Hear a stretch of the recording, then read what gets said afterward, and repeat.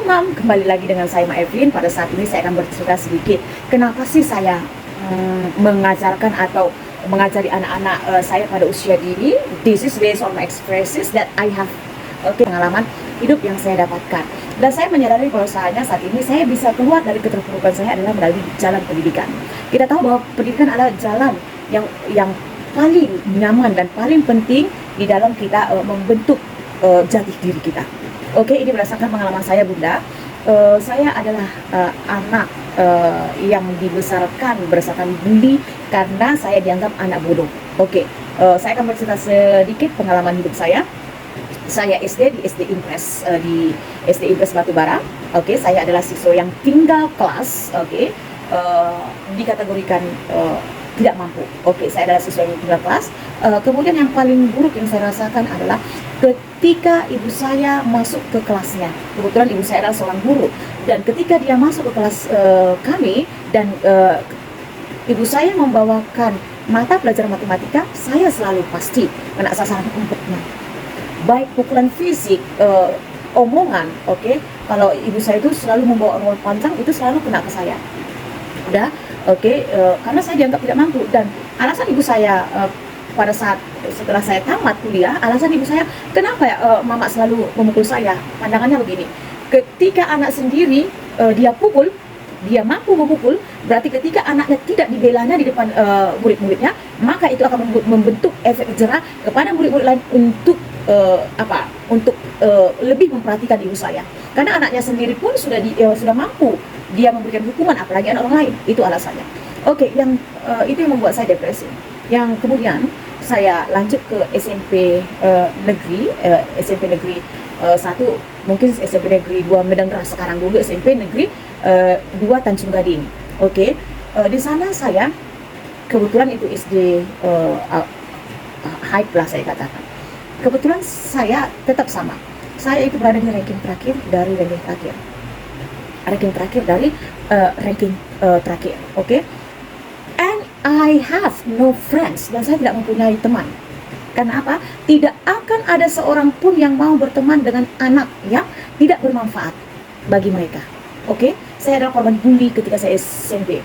Saya selalu diolok-olok dengan perkataan teman-teman saya. Saya juga selalu menjadi candaan beberapa guru. Oke? Karena saya tidak mampu dan tidak bisa mengikuti pelajaran, sehingga saya selalu dibully oleh teman-teman saya, dan kata-kata itu akan semakin saya ingat sakitnya. Oke, kemudian saya tidak mempunyai teman semasa SMP karena saya tidak ada manfaatnya bagi teman saya. Oke, selanjutnya ketika saya berlanjut atau menempuh jenjang pendidikan SMA, saya bersekolah di SMU Katolik Cinta Kasih Tebing Tinggi. Kebetulan saya di asrama. Oke, pada saat itu saya ingat, saya adalah pribadi yang tetap sama juga, kemampuan akademis saya di bawah rata-rata. Tetapi seiring dengan berjalannya waktu, saya mendapatkan ranking 40 sekian dari 50 sekian. Itu kelas 1, semester 1, semester 2, CAU 1, 2, 3. Oke, CAU 1, 2, 3. Ini pengalaman pribadi saya yang sangat-sangat menyakitkan. Nah, ketika saya di CAU ketiga, di kelas kedua, tetap sama juga saya tidak ada mempunyai teman. Ketika ada seorang suster yang akan berangkat ke Afrika, dia mengundang seorang guru, Pak Tinambunan, untuk mengajari kami bahasa Inggris. Oke, Pak Tinambunan. Tadinya saya, Lisbeth, yang seorang anak yang bodoh, tidak ada yang menemani, saya belajar keras, belajar. Saya memanfaatkan waktu yang ada di asrama. Cara belajar saya, kami mempunyai jangka waktu belajar itu dimulai dari jam 7 malam sampai jam 9 malam, 8, 9, 2 jam di malam hari. Kemudian jam 3 sore sampai jam 6 sore, 4, 5, 6, 3 jam, tambah 2, 5 jam. Kemudian bangun pagi, kami bangun pagi, mandi, itu masih ada sisa waktu 1 jam. Oke, 1 jam untuk belajar. Nah, selain di sekolah, saya memanfaatkan waktu untuk belajar selama 6 jam per hari. Nah, yang tadinya saya semester 1, 2, 3 tidak jadi apa-apa, di semester di kelas 2, CAU pertama saya bisa mendapatkan 10 besar. Oke, yang tadinya Listerik yang tidak ada teman, tidak ada yang mau berteman dengan dia, oke, lambat laun semakin banyak teman. Oke, semakin menunjukkan dedikasi saya, semakin menunjukkan nilai saya di sekolah saya dulu. Kemudian, oke, saya bisa memasuki di 10 besar, 20 besar di kelas 2. Kemudian pada tahap kelas 3 SMA Katolik ya. Oke, saya yakin sekolah Katolik mempunyai dedikasi di dalam pembangunan kognitif. Oke, ketika saya mampu bersaing, oke, menjadi the winner, oke, menjadi juara 3 di sekolah Katolik, saya merasa bangga. Karena tadinya yang saya di negeri itu tinggal kelas, tidak dianggap apa-apa, ranking terakhir. Oke, juga di kelas 1 juga saya tidak jadi apa-apa, tetap juga ranking terakhir. Oke, ketika saya kelas 3 SMA, saya bisa dan mampu meraih ranking 3. Oke, ranking 3 sampai saya tamat. Apa yang membuktikan bahwasanya pendidikan itu penting? Oke, baik. Dan itu yang saya rasakan pada saat ini, bahwasanya saya adalah pribadi yang memang low IQ, di bawah rata-rata, dan saya sangat susah mengingat. Tetapi ketika saya diulang-ulang materi itu, saya sanggup untuk menguasainya. Contoh kecil, oke, contoh kecil. Ketika saya dikatakan bodoh, tidak mungkin saya bisa lulus perguruan tinggi negeri, oke, dengan jurusan bahasa Inggris, itu dikategorikan bodoh, saya tidak yakin. Oke, tetapi yang saya sadari bahwasanya ketika kemampuan itu diasah, dilatih, berulang-ulang, dan itu akan menjadi suatu kemahiran. Oke, di satu titik saya akan mampu menguasainya. Oke, itu yang pertama, saya mampu untuk lulus di perguruan tinggi negeri. Yang kedua, jika saya dikatakan kategori bodoh, oke, kategori bodoh, mampukah saya meluluskan diri saya di ujian pegawai negeri, ujian pegawai negeri? Saya adalah lulus di Humbang Hasundutan, oke, dengan sekian ribu pesaing saya mampu meraih tingkat ranking 5 dari sekian ribu. Nah, yang ini saya tekankan Bunda, dan ini pengalaman pribadi saya, ini saya tekankan kepada anak-anak saya.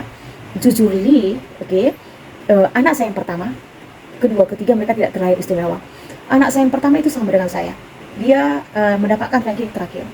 Nah, ketika anak saya mendapatkan ranking terakhir, bisakah saya menggantikan anak saya itu menjadi anak orang lain yang juara pertama? Tidak. Anak saya pertama itu tidak akan terganti dan tidak bisa digantikan oleh anak siapapun yang ada di dunia ini. Nah, pengalaman hidup saya yang saya rasakan, karena saya tidak memiliki manfaat bagi teman-teman saya, dikategorikan bodoh, saya tidak punya teman. Dan saya tidak ingin itu yang dirasakan oleh anak-anak saya. Oke, itulah alasan saya kenapa saya mengajar mereka pada usia dini. This is based on my experiences that I have done. Itu berdasarkan pengalaman yang sudah saya rasakan. Oke. Untuk anak saya. Nah, anak saya yang anak pertama itu ranking 3, ranking sekian lah itu, dari 34 dia ranking 32. Oke. Kemudian saya melihat, oh ini kelemahannya di sini. Dan saya bangga dengan sebuah sekolah yang menentukan ranking itu dulu ya. Itu sekitar 7 tahun, 6 tahun yang lalu. Sekarang tidak ada rankingan. Oke. Saya juga senang. Oke, saya dapat menemukan kelemahan anak saya. Oh, di sini kelemahannya dan saya ingin memperbaikinya. Oke, dan itu masih saya poles secara proses. Oke, lambat-lambat. Dan saya menyadari bahwasanya adalah pendidikan adalah jalan yang penting untuk kita melangkah untuk meraih masa depan yang lebih baik. Oke, ini juga pengalaman ada beberapa teman juga yang mengatakan, kenapa sih dipaksa? Oh, tidak pemaksaan, tetapi prosesnya itu kita lalui step by stepnya, dimulai dari hal kecil, kemudian lebih besar, kemudian istilahnya kata kasarnya hal sederhana menuju yang kompleks. Oke, saya tidak memaksakan anak-anak saya, tetapi saya ingin melatih mereka. Oke, I remember, saya mengingat ketika saya mengajar di Metodis. Oke, pengalaman mengajar saya, oke, Bun, saya tamat kuliah itu tahun 2007 dengan jurusan bahasa Inggris. Saya mengajar di SMA, SMP, dan SD Metodis, yang notabene itu adalah sekolah yang 100% Chinese. Oke, Chinese keturunan. Oke, dan saya membawakan mata pelajaran itu bahasa Inggris, kurikulum Singapura. Oke, saya dapatkan ilmu di sana bahwasanya belajar itu adalah sesuatu yang konkret, nyata, dia ada wujudnya. Tidak membayangkan, siswa di sana itu tidak membayangkan. Oke, tetapi mereka itu belajar secara konkret. Kami belajar itu menggunakan kurikulum Singapura terkhusus bahasa Inggris. Oke, dan itu memberikan pengalaman saya di dalam teaching in my home, mengajar di rumah itu. Saya selalu menggunakan media-media di dalam mengajarkan anak-anak saya. Oke, itu yang saya rasakan ketika saya mengajar di SMA, SD, SMP Meteorologis yang notabene 100% adalah Chinese. Oke. Nah, pengalaman itu Bun yang saya ingin katakan bahwasanya tidak ada anak yang bodoh. Oke. Tidak ada anak yang bodoh. Yang ada adalah ketika kita ingin menguasai sesuatu kita butuh proses. Oke. Kita tidak bisa menghilangkan proses. Oke. Dari langkah awal, dari langkah 1, 2 dan selanjutnya sampai menuju puncak ada tahapan-tahapannya. Itu yang saya ingin tekankan kepada kita semua.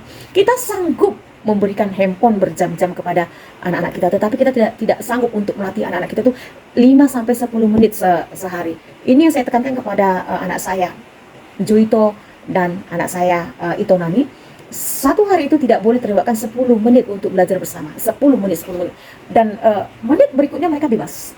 Apapun yang ingin mereka lakukan itu mereka bebas. Oke ya Bun ya. Jadi yang ingin saya tekankan bahwasanya belajar adalah proses pengulangan step by step, berlahan-lahan untuk menguasai sesuatu yang kompleks, sesuatu yang lebih sulit. Oke. Jadi itu yang saya tekankan kepada anak-anak saya Bunda, berbagi pengalaman bahwasanya ketika kita ingin mengajarkan sesuatu itu kepada anak kita nggak boleh mengajarkan itu abstrak. 1 tambah 1 2, no way. Oke. 1 kita memberikan dulu apa itu wujud 1, bagaimana itu 1, dan bagaimana menjumlahkan 1 tambah 1 itu bisa menjadi 2. Oke, jadi ada tahapan-tahapannya. Tidak ada proses yang instan ya Bunda, tidak ada proses yang instan. Contoh saya mengajarkan kepada anak saya itu Itonami 10 menit sehari belajar membaca.